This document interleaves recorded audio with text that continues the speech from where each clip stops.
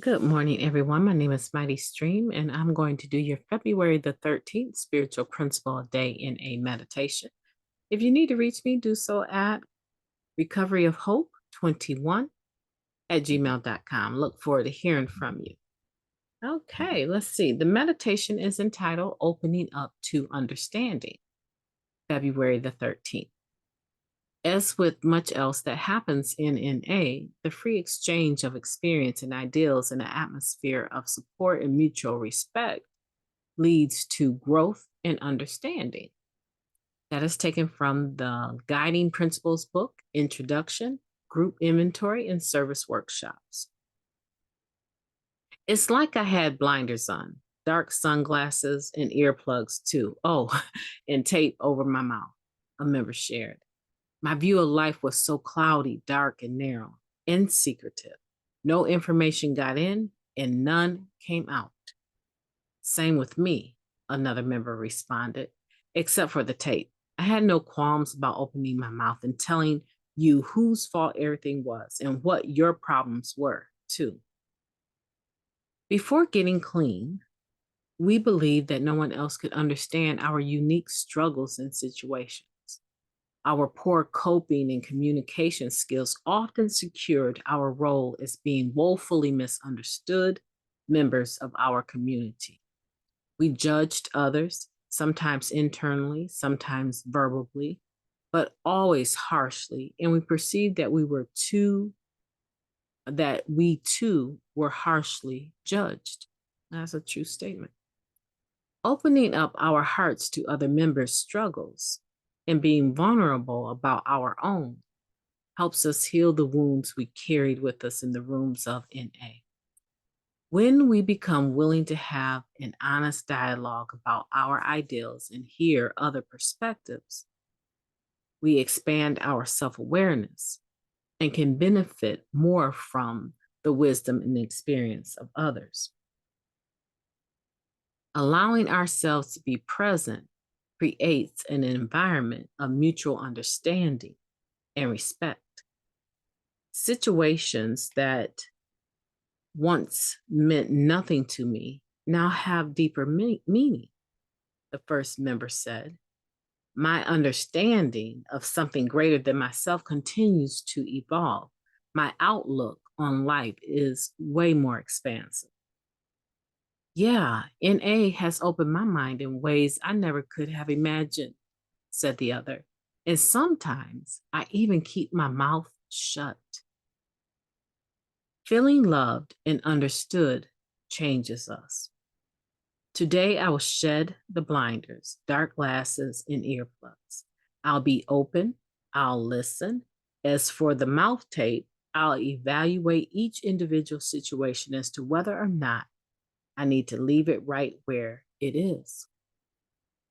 That's a beautiful meditation. Let's take a moment of silence followed by the we version of the Serenity Prayer. Moment of silence now, please.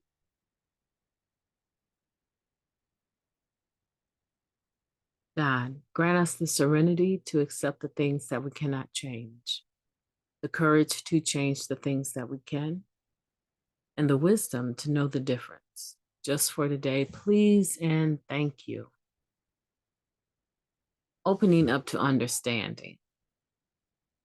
And I believe this meditation is beautiful just from the point of view that it involves two different addicts, recovering addicts, having a conversation about their perception when they first got to the rooms and how they've developed over time. And it's very important for all of us to feel the similarities and not the differences. In the other meditation, just for today's meditation that I did for today's date, I talked a little bit about how as many people are in the rooms, there will be that many different perceptions or views on the same topic. There may be some similarities, but how each spiritual principle is applied, each cliche, the information. For instance, let me give you an example. The topic of whether or not we recover from the disease of addiction. We know that it can be arrested, right? Some people will say, well, if there was a chapter called We Do Recover, it would make sense that a person would be okay to say, I'm recovered from the disease of addiction. Some other people in recovery will have a problem with you speaking about the disease of addiction in past tense because your disease of addiction is always a part of you and with. However, they will not have a problem if a person says, I've recovered from cancer. I no longer have cancer. I'm not dealing with it. Okay.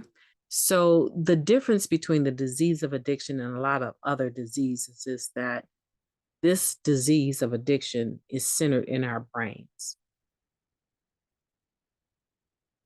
And as long as our thought process is active, our brains are active, it stands to reason that we will always have some element of the disease of addiction, especially as it pertains to our thinking, the mental part. This is important for us to look at similarities and not the differences. It would not matter what side of that We Do Recover that you stand on. Where you stand needs to be in a position of recovery, right? That's the main thing. That you're in recovery, that you are pursuing it, that you are living it. That is the main thing. That's the main takeaway. But I give you that as an example because sometimes what happens is that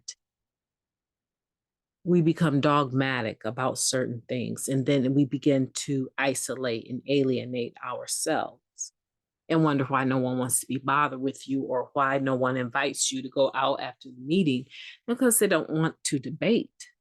They just want to have fellowship and enjoy love and kindness and respect.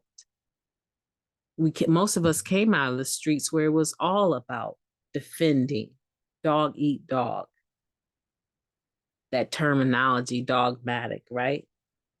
Where everything was about the way we saw it, and there was nothing else that we would consider even. That's not us today. We're open to understanding. We're open to allowing others to express themselves and to respect them as they are doing so, understanding that we don't necessarily have to even agree with that, but it doesn't mean that I have to be rude or mean to you. We find that we have characteristics about ourselves that no longer serve the purpose in this particular atmosphere of recovery.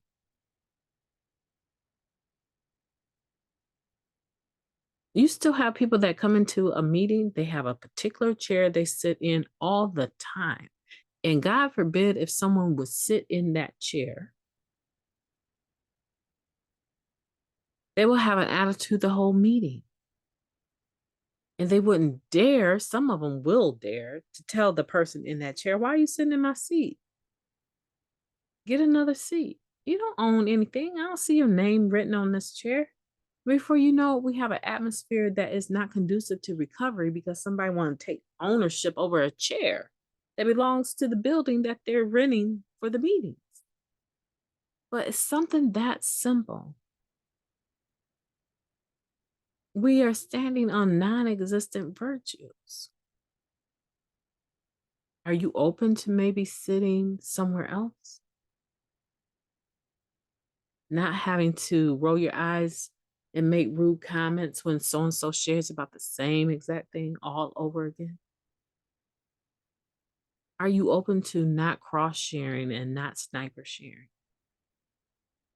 These are all things that we individually need to consider. Yeah, I love this meditation. Well, I'm going to leave you with that. I hope that you have a beautiful day. Many of you know in a few days, I'm going to be having a surgery that is going to put me down for a little bit, but I am creating content so that you will have it right after midnight.